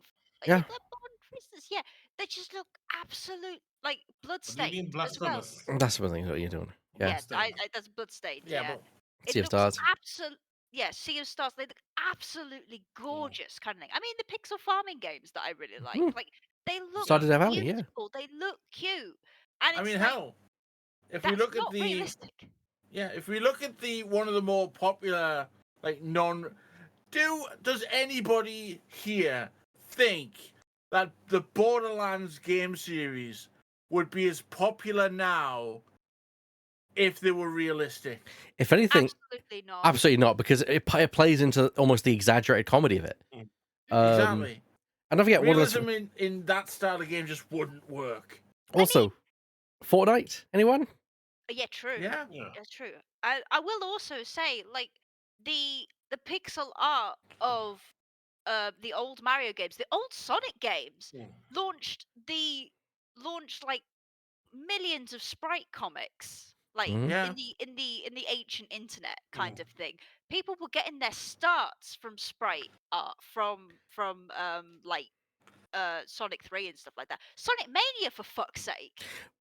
We're going to bring it back to demos in a little bit, but one I want to quickly end on is that I think we've touched upon exactly what we were discussing the other day, or even a few episodes ago, where the idea of when we transitioned from 2D to 3D, there was no discussion of should we. It was we are doing it, and then only after we've had that level where the technology has caught up, now we're at a phase where like, okay, but that was a medium, and maybe we should go back to that. And when that's when the retro aesthetic started to come back. So yeah, I think like we're entering into the next level of game design, almost where we're learning that it's not the destination, it's the method to get there. I actually find it quite funny that we've arced all the way back around to PS1 graphics. yeah, that has become a new medium. That there's a lot of people making games in that style, and that's very interesting. To see that, and Nintendo 64 style as well. So yeah, I think we're starting to realize that you can have a style if you choose to have that style. And I think, but yeah, getting back to demos, I think we hit the nail on the head. It is because of capitalism. And the wrong companies are doing it. Like you say, Shadow, the indies, the ones who we can afford to invest in because they are very cheap games, don't have to have demos, but these big AAA titles that cost 50, 60, 70 pounds don't. And they're the ones that have the most risk associated with them. And they're the ones that we should get demos for, but then we don't, because part of the capitalism is conning us out of our money, even if we don't want the game. Yeah, but the problem is that sorry, go ahead, Shadow. You first, sir. I just want to say the risk associated with bygones, the risk associated with the games is for the AAA games versus the indie games is for us, not for them. For them, it's the other way around, and this is why indie games have so many demos and AAA games almost have none. Yeah, I Because hadn't. the indie games, they are facing lots of risks. They are a new company. You don't know what kind of game they're releasing. They're usually having games across the board. Every game is different. Every game has a bit different art style, different premise, different gameplay. So they need to make demos to prove as a proof of concept to the client, to us, to show that yeah, you should invest in our game. This is how you can test that this is a proven thing, something that you can invest your money. With AAA games, it's the other way around. They want to do things that have the least risk. And the least risk is so releasing demos out is increasing the risk. What if people don't like it after playing the demo? What if the people that were going to buy the game don't want this game anymore? What if the people will decide, yeah, the demo is enough for me, and they will play? If there's an hour-long What if they demo, they hack can, it through the yeah, demo, kind of thing? That's happened before.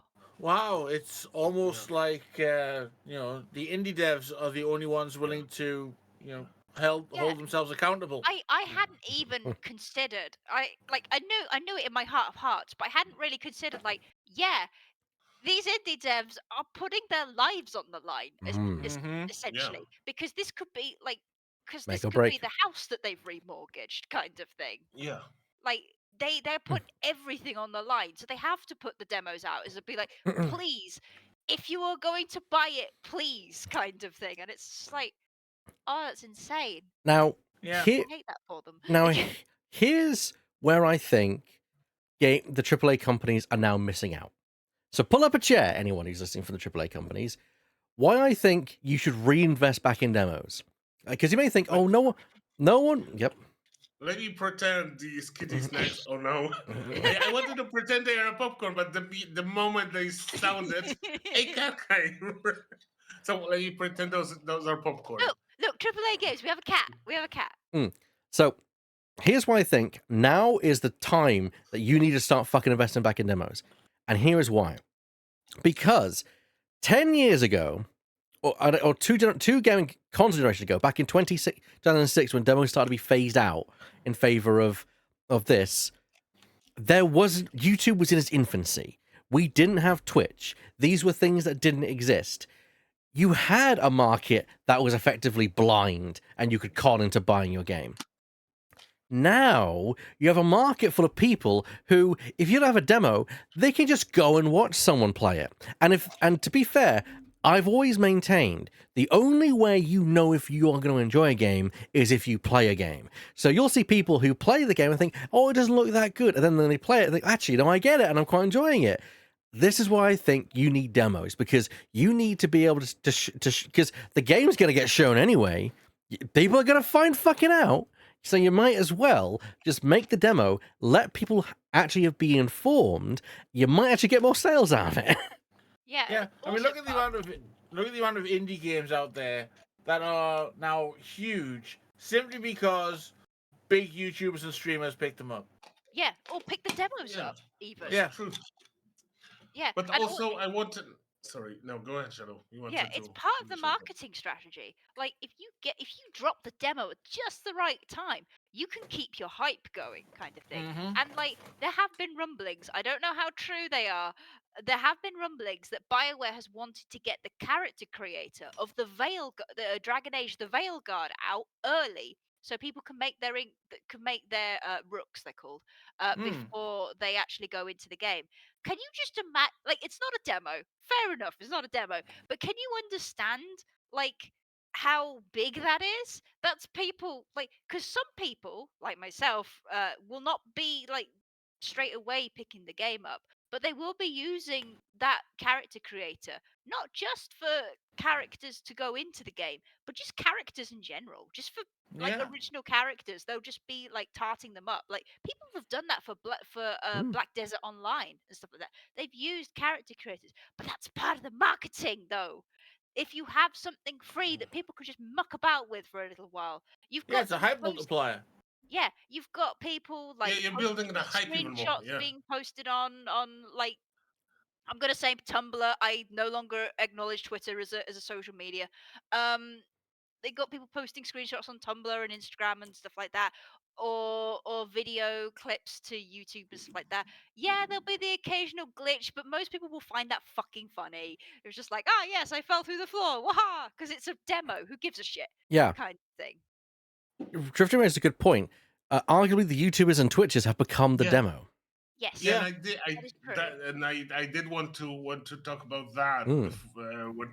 before even drifting said that, because yeah, a lot, because we might, like El said, we might prefer to having the hands-on experience with the game, but a lot of people, maybe much bigger percentage than us, uh, are can be convinced, can be swayed, can have all the things that the demo provides from just watching someone on YouTube, watching someone on Twitch play the game, and then they'll decide, yeah, I want to play that game. Yeah. Ironically for Ubisoft, I had the demo. I had the demo that they didn't offer me. By watching L play Outlaws, and I finally decided that as much as I love the world and everything, I'm not very good at. I don't think I would enjoy the stealth sections of the game, so I'm not buying it. So I've not, I've not bought the game anyway. Mm. You're not bothering anyway. And You could have just saved all this trouble by just having a game. Like have you, in Outlaw's case, you might have actually like caught more flies with honey by having the demo, because a lot of people would have played it and gone, "Oh, this is actually a stealth thingy," and they could have recommended it to people on that well, merit. I'm part of the Star Wars Outlaws Reddit page. The number of people who post after post, and I've been on that. I pretty much every single day. I see 2 or 3 new posts on there of someone saying, "I can't believe how good this game was. I wasn't going to buy it, and I saw it on plan. I thought it was terrible. I bought it, and I love it." You know, so many Yeah, people who, once it's in their hands, they enjoy it, and Yeah.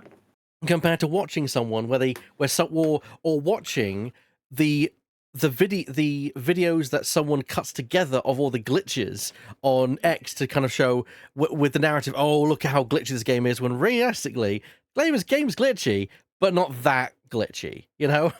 yeah, And yeah, and I feel like if they release a demo of Outlaws a couple of weeks before release, or even the week before release, before anyone could Twitch it, because why would you then go and watch someone play it when you can just play it for free? yeah, exactly. And it shoots the grifters straight in the face as well, because like, yeah, they can tell you that the demo shit. Or you could just play it yourself. Yeah, exactly. Because I mean, you could argue, oh yeah, but they'll watch it on YouTube or Twitch anyway. Yeah, but those kind of people have already want those kind of people, if they are going to those grifters to get their opinions fed to them, there's nothing in the world that can change their No, Yeah. minds. my point is though. My point is that if someone say, "Oh, but they'll just watch it played anyway," yeah, but if it's free, they've got no reason to not go and just download it and give it a try. I Yeah. seriously believe that you'd get a lot of people just download it, just like, "Oh, I didn't like it," or "I did like it," and I think that you'd find a lot more people would buy it. Yeah, I exactly. You I clear don't the know. boundary a lot. Be- Sorry, Bert. I will let you to commit. But like you'd also find that a lot of the price point for the people would also lower, because you have that demo, and then a lot of people play it, enjoy the game, and then that high price point starts looking a lot more like acceptable to those people because they played it and enjoyed it, kind of thing. So you catch more flies with the honey, kind of thing. But Yeah, I agree with that. What I wanted to say is just, I don't see a lot of people from the environment that goes to listen to the grifters. I don't see a lot of them going and downloading the demo, because if there's something they don't like and don't want in their life, it's to have their views challenged by anything. Oh yeah, but then they're a lost cause. We're not calling to those people. We're calling to the people who are on the fence, kind of thing. exactly, people who are on the fence who can be convinced about this, people who come in because people start.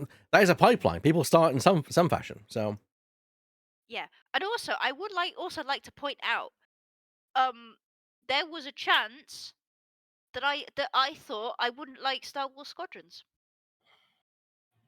But I gave the game a go and found out that I really enjoyed it. And Could we that have will been helped forever by a be demo? grateful for that. Probably. I think you would have discovered that when if the demo was out. Yes, yeah. But my main reason is, like, on the face of it, I looked at Star Wars Squadrons, I was like, no, I don't think this is for me, kind of thing. But then I played the game, and I was like, oh, maybe it actually is, kind of thing, and it was. But Yeah. which is similar to what Elle was saying with Outlaws, kind of thing. People thinking, oh, I don't think I'll like this, and they actually play it, like, oh, actually, this really vibes with me. Which wouldn't be such an issue if there was a fucking demo. Exactly. To prove a point, actually, there's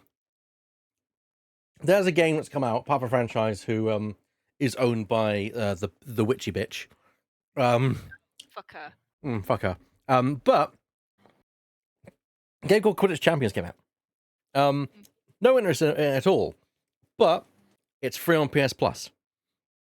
It made me give it a try because it's free. Yeah. I've also realized, but the point is that because it was free and I could give it a try, it means that I could then experience it. Also, EA, I saw how you say there's no microtransactions in the trailers. I've seen that storefront in there. It looks suspiciously like that there should be microtransactions. So I'm wondering when you're going to flick the fucking switch on that one. Yeah, it's like the Damocles microtransactions. Like, you will never know the day or the hour when they turn on the microtransactions. Smells like premium currency. And you may say, oh, we're never going to do that. And like, okay, then why do you have 3 different currencies in the game then? You know? Yeah. Yeah. That's mobile game currency tactics, you assholes. Yeah, it's like old habits die never. Exactly, Xandris, the Crash Team Racing method. Yeah. But yeah, point is, because I was able to experience that, just because I was more out of morbid curiosity more than anything else, because I really like the original Quidditch game. It's since just probably going to sit in my library and never be played ever again because meh. A point is though, is I could play it, and there's plenty of games I've got on PS Plus that give me the opportunity to give them a try. Like for example, the Plucky Squire is on PS Plus, which if that had a demo, I would be playing that instead. But point is that because I don't have to quote unquote invest in this, I can play it and give it a try and see if I like it or not. And there's plenty of games that I have just downloaded off the cuff and tried and thought, nah, it's not for me. And there are plenty of games, including Stray, that when it left the PS Plus catalog, I bought it because I liked it. So yeah, go on, Per. Sorry, I just wanted to 2 things. So one regarding the AAA companies, publishers, and demos. It's like what people are repeating for a long time now. Make smaller, less graphically demanding games that are developed for much longer time, and treat your employees fairly, and release demos for them. That's Have your one thing. executives take a 50% pay cut while they're at it. Then maybe And you can afford to do all this shit. And reduce the number of your executives by at least 70%. We execute one You don't need that executive many for every executives. failed video game. Let's put it this way. We've established that AI is shit at art. Do you know what AI is good at? Making decisions based on statistics. You are replaceable, executive. Yeah. Yeah, and arguably AI is better at a CEO's job than the fucking CEO is. Yeah. If anything, certain things should be implemented for a better future for the entire gaming industry. Such as, fuck you and your hiring bonuses for executives. True. And fuck you to the golden parachute to executives. You're there to run the thing. Run it. If you fail, you're out. Yeah, as Xandra says. That's what happens to us. Yep. Yeah, as Xandra says, the Iwata plan should be industry standard. Absolutely. Yep. And unfortunately, industry standards are going the completely different way, which is also something I wanted to touch upon, which is also killing the demos, and which is also killing a lot of other things in the industry, which is subscription plans like PS Plus and Xbox Game Pass or Microsoft Game Pass, where Microsoft for 5 peanuts would buy like a license for a game from a studio like the Plucky Squire to be there in, or Sony to be there in the PS Plus or in the Game Pass. People will play that game. People will experience that game basically for free because they just pay for the Game Pass. So all the games there are for free. And Gamers should get used to yeah, not owning their own video games. How Ah, about you fuck get off. used to being poor then, Ubisoft? Go fuck yourself. Well, yeah, actually, it just I did. Isn't it like in the state of California where there's now a law that states that if you now must display if you don't own the game, if you're buying it on a storefront, you must now display that you don't own the game. There is. I saw in the news recently. There's a country that passed this law that I says. cannot remember. Sorry, I Still, am unaware. sorry, I But interrupted. yeah, no, it's okay. But I do want to. I do agree. The subscription-based model is they're Yes, trying to push that, and I think they should die. Don't do that. I don't like it when Adobe does it. I don't like it when Microsoft does it. I just want to pay for the Microsoft products that I just want to pay for Office once. Leave me the fuck alone. Take your subscription, shove it up your ass. I slightly disagree. I want choice. I want the choice to be able to Yes, subscribe, or I want that- the choice to buy it because, and I will say this, the one thing I will say about the subscription-based game services is they provide a lot of value to people on low income. true. And I Yes. think that can't be ignored and that shouldn't be ignored, but we should be given the choice. We shouldn't be said, this is the only option. No, give us a fucking choice in it. Yeah, allow people to buy outright once, and then they get to keep Yeah. it. Like, You're don't. the classic I give you money, you give me a thing business proposition. That used to be such. That's it. That used to be the common business thing. I give you money, you give me thing. And then for some reason, we decided that no, I'll only give you a bit of a thing. And What the fuck? that I will I mean, actually go to bat we for the PlayStation Network for. The PlayStation Network gives you the choice. Do you want to download on PS Plus if it's a part of it, or do you just want to buy it outright? There's nothing that's tied exclusively to that. You can buy whatever you can get on PS Plus outright if you wanted to. And I think that is what we should see more of. Yeah, I will. I just want to go back in time in the Twitch chat to what Drifting was saying in it, because I think it's well worth highlighting that. Um, I needed to be quote. I needed to be convinced on Baldur's Gate 3 because I was terrified I would get overwhelmed like I did in Dragon Age Origins. Shout out to the random Twitch user where I went, right, hi, I'm just going to sit here for like half an hour and see what the fuss is about. Like, without watching somebody on Twitch play Baldur's Gate 3 to see that she was like, oh, I can actually get into this. Drifting would not have found a game that would be her game of the year in short. A game that Drifting then like propositioned me into buying, and I'm currently 85 hours into. Yeah, and also got missed into it as well. So like, Yeah. and you know, K. it and K. Yeah, so it's important to have these things. It's important. Like, it would have been nice for Larian to have a demo, but it's also I can understand why they didn't want a demo when they said, well, the early access is always there, kind of thing. But I would argue personally, early access is a beta, not a Not demo. a demo. Yeah. Also, early access is also something you have to buy. Yeah, exactly. It was not a free early access. Yeah, that's not a demo. That is not. Yeah. Because then we're going to get people like, well, isn't early access just no? Because I No, have because you have to buy it. into that. And Demos are free, kind of and, thing. And and also, the game's kind of in development still at that point. yeah, like Yeah. I don't care what name you call it. It's beta / early access. It is a game in dev. I cannot put my whole heart and soul and brain into it if I know it's still going to change. I mean, like fucking Nightingale of recent had its whole like progression system vastly changed in like in a recent update. Like the Nightingale that we played on that Friday Fun Times kind of thing. It's completely different to what it is now, kind of Oh, thing. Hmm. fair enough. So I'm just Sea doing. change. That's why I don't like it. Early access. True. Yeah. That's why I can't.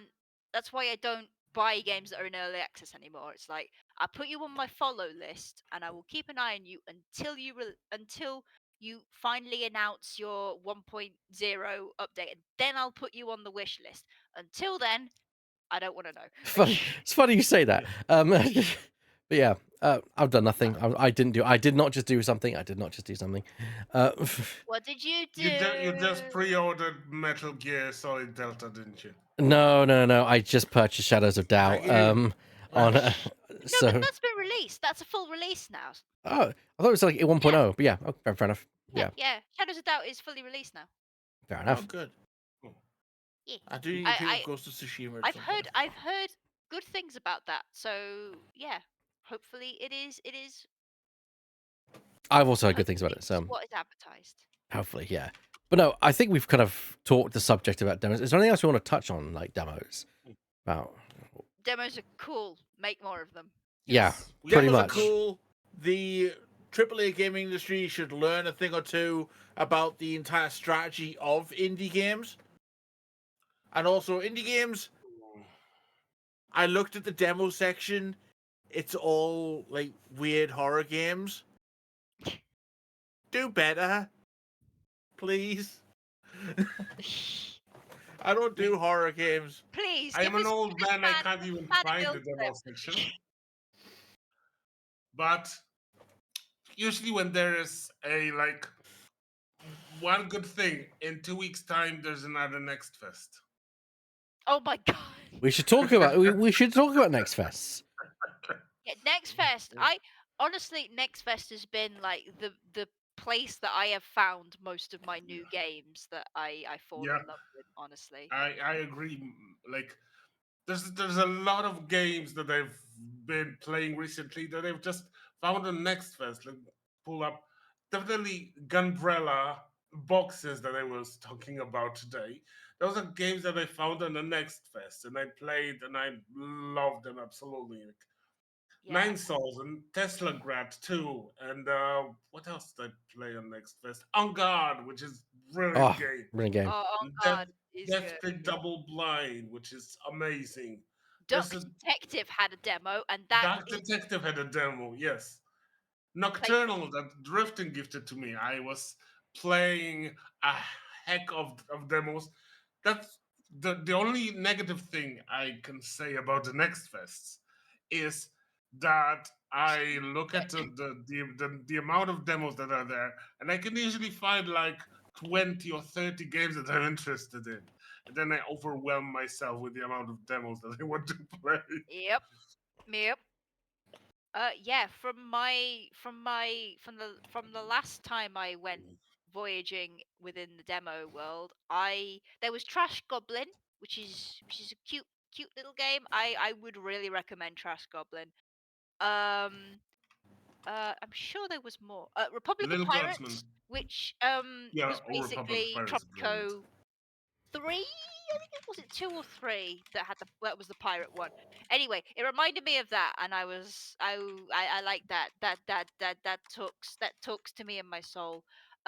Leysara Summit Kingdom. That is you building a Tibetan. That is a building what building strategy simulator. Yes, on the side of a mountain. Don't get caught by the avalanches. Bad.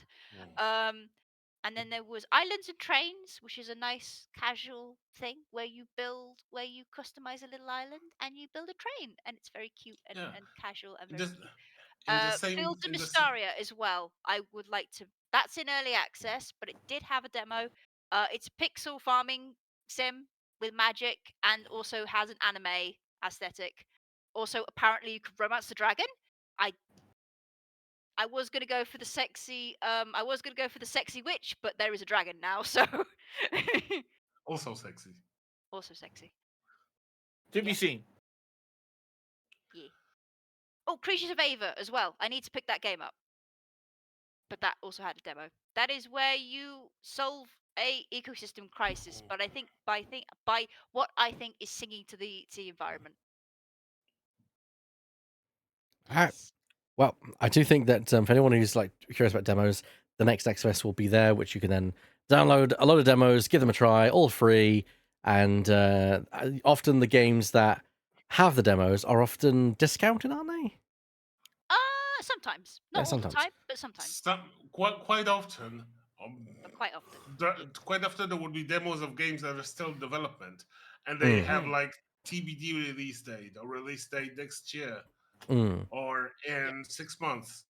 But you can already like look at what the demo is, what the game will be showing, and follow the game, wishlist the game, because that all gives the developers valuable information, like how many people are interested, when they It also what helps they them in the liked algorithm. about it. Yeah.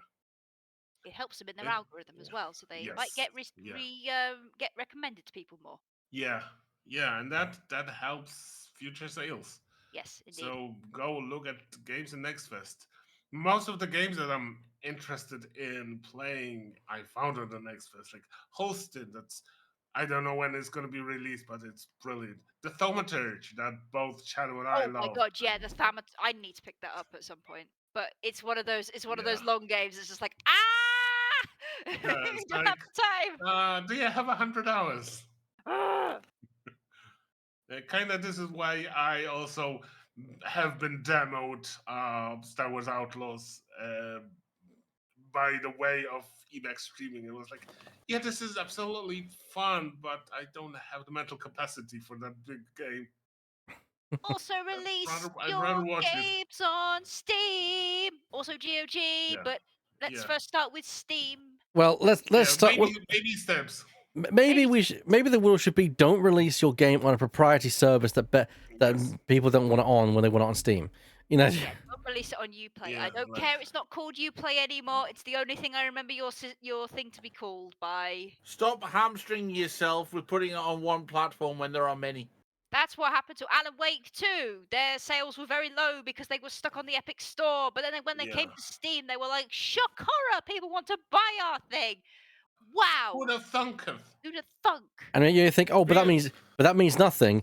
That was game of the well, it earned multiple awards. That was it. Yeah. It won one award. I'm I pretty think it sure. won more than one award because it was nominated like 6 times. I think it was narrative they won. Yeah, I think it was narrative, but I thought it was music. No, I think they won music as well. They won a couple of the Hi-Fi awards. Rush was music. Yeah, it was. They definitely won. They definitely won one, and I'm pretty sure it was narrative kind of thing. They definitely won one thing. They didn't. They weren't. They were nominated for Game of the Year, but they got pipped to the post by Was it God of? I think it was Baldur's Gate. Yeah, it's Baldur's Gate. Yeah, Yeah. yeah, because Sven came up in his QRS, and it was the best thing ever. Best game direction and best narrative was Alan Wake 2. Mm. And Alright. best art direction was Alan Wake 2. So 3. Yeah, as Let me Xandris, check if there's not 4. yeah, as Xandris is saying, as much as I really wanted to play Alan Wake 2, I refused to buy it because one, it was on the Epic's Games Store only, and two, it was digital only. I prefer physical when I can get it. Is there now a physical version? I think so. Yeah, I know Baldur's Gate 3 now has physical. That's not a whole. Yeah, it is. Yeah. Yeah, Baldur's Gate 3 is also on GOG, which is the perfect thing for me. Like, I don't like physical, but I like owning games. So when I have it on GOG, I can download the install packages somewhere. End of this. Own the game, but not physical. Yeah, I prefer physical console stuff. I've kind of like I've gotten used to I made peace with the fact that PC, like physical PC stuff, is gone now, but I still prefer it for console stuff, especially if they're a fucking Nintendo console, because you can't make any more of these, sirs. This is Pokemon Leaf Green. So Please let me emulate it, you dumb fuck. my problem with Xander's statement here is that Alan Wake 2 is getting a physical release on the 22nd of October. I'm like, that's a year after its release. It's only deluxe and limited. Yeah. Fuck off. You know, Yeah, That's- physical releases now have That's so become dumb. like collector's editions, not an actual game thing. well, I wouldn't mind if they actually put some fucking, like, for example, I actually looked at the collector's edition for the Indiana Jones and the Dial of Destiny. I'm Oh, liking, and I thought that's a good looking globe. I bet it'll be a cheap tin fucking thing with this plastic faux wood stand. And that's the thing. It's Yeah. like, if you at least put fucking money into it and make it feel worth it, I'd probably buy it. But Yeah, it's like when I look at collector's edition, I can no longer unsee the Fallout 76 bag Yep. and the Marvel versus Capcom Ultimate Infinite. Oh, the Oh, Infinity Stone. God. Oh god, those things. Those Yeah. ugly Hey, Easter hey guys, eggs. do you remember the nylon bag of Fallout 76? That's Yeah. that's what Burr said. Yeah. Oh, Yeah.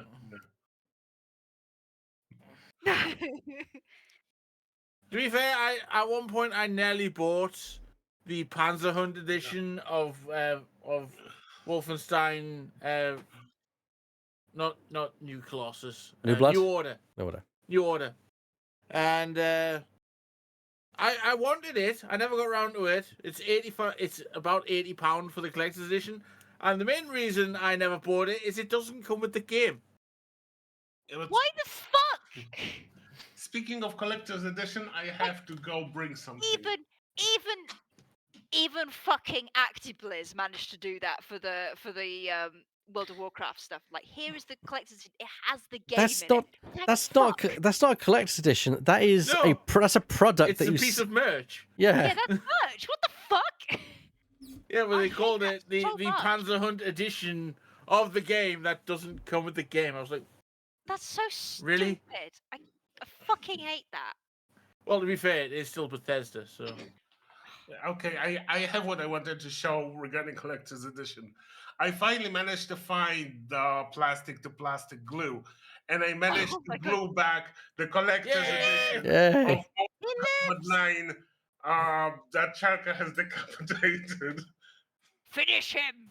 To be fair, my collector's editions of Halo 3, no, not Halo 4, Halo Reach, that's the one. I'm getting in my brain. I have collector's editions of Halo Reach and Gears of War 3. The only problem is the statues are so big, they're in their boxes in the little cubby next to my bed. I do have the I only bought one collector's edition, and guess what game that was? No clue. What was it? SimCity 5. Ah, That ended that badly ended for me. poorly for you, didn't it? Yeah. Oof. I'm so sorry. Yeah, I'm sorry for your loss. press F to pay respects, chat. Yeah. Rip. I just want to share this because this is what I was talking about. They only have it in the. Oh no! I think they've got it in the format. Yeah. Here we go. F's chat. Here we go. So this is what I'm talking about. I don't want you to take all my cookies. Don't want to give you cookies. Don't want to give you. No, I want my cookies. There you go. This is on Bethesda's.net. Indiana Jones and the Great Circle Collector's Edition. Oh yes. Jumbo Steelbook, New Adventure Journal, and the Great Circle Globe with hidden storage. Allmaker Relic replica with game code and some pre-order bullshit. One thing I don't like is Was one that a punch card digital code. That's actually really cute. I do like that actually. Yeah, that is quite cute. The cynical side of me is immediately saying, yes, that aircraft is supposed to be magnetic, but it's just going to be stuck onto a random place, isn't it? Yeah, and also I'm like, how, I'm like, I'm looking at that wood that's holding the globe up, and I'm like, I don't like the look of that. I'm also like, how big is this thing, Yeah, we're not getting a sense of scale. I mean, I don't see any mechanism to open it up either. If there's a handle about midway down the spine of the thumb, you can just see there's a hinge there. Oh yeah, I see. Okay, yeah. So it probably opens up that way. So it just opens up that way. But yeah, Sorry, Just saw what drifting post. Bestie, where the fuck am I meant to put that? Well, it looked wonderful on my new desk once I got it. On my It's, writing table, of course. it's just it's just that I'm not going to buy it if it's this teeny little thing that's like the size of an egg, like an egg holder. As Where with would it look nice? On my mahogany desk. my mahogany desk. Mahogany. I mean, I've got space there, but I need that to put my clean washing on. But yeah, so that was. I was tempted to buy that, but I'm like, nah, you're just gonna sting me in some way, and I don't like that. So Yeah. Yeah, we're good here. We're good. Yeah. plus it's like A long 280 time- quid or something. Yeah, a long time ago in a galaxy far, far away, when they said collector's editions, they actually meant collector's editions, not this crap, this I plastic. I hope they're not listening. I am glad that that Star Wars does not do like actual collector's editions of things. Yeah. The Ultimate Edition, to be fair, as I said, Ultimate Edition, fucking don't care about the art book. The fact I've got to get this just to get the Scoundrel pack, whatever it was for Lando, that's a bullshit. Just give me the fucking stuff in the Gold Edition. I remember the days when a season pass meant you get all the DLC. Yeah. Yeah, and yeah, as Sandra says, collector's editions have just gotten out of hand over the last 10 years. I would argue they got out of hand 10 years ago, and they have only just started to kind of peel back a little bit, but there's some outliers. Yeah, a lot of them are bleeding into limited run games now. Yes, honestly. which you And can I've understand that. heard- Yeah, I've heard mixed things about limited run games, but because I don't buy physical editions and stuff like that, it's more just a case of I'm hearing stuff through the grapevine. So I mean, I just bought one thing from them, but it was really great. The Monkey Island collection with the huge fair enough. box. I hear mixed things from them. So I'm always like, I don't know. Well, we've talked the subject to death, and of course, it's coming up to our normal finishing time, so let's wrap it all up for the Need night. to let Lemming go Can- to bed. Yeah. Can I end on a positive? Sure. Yee. Of course. I just want to say massive. She'll never see this, but massive congratulations to Iron Mouse, who's just peaked at the all-time highest Twitch count, subscribers count on Twitch. Wow. Nice. Yeah. 320,478 active subscribers. Good for her. Absolutely. Not bad for somebody who can't leave their house. Not bad for somebody who's a VTuber. Yee. Anyway, we've discussed demos. We've said why we miss them and why companies should do them again, especially since we are in the weird situation where the inverse is providing us what we want, with the indies providing us with demos and the AAAs not providing us with anything. My name's been Eback. I want to thank you all for joining me at the Reaction Gaming Itch. I want to thank Burr. You're welcome. I want to thank Shadow. Take care of yourselves and take your beds. I want to thank Luminous. Have fun! Ta-ta, everyone. Bye-bye. Be Remember, excellent to don't one have another. sex in a hospital. Don't. Why?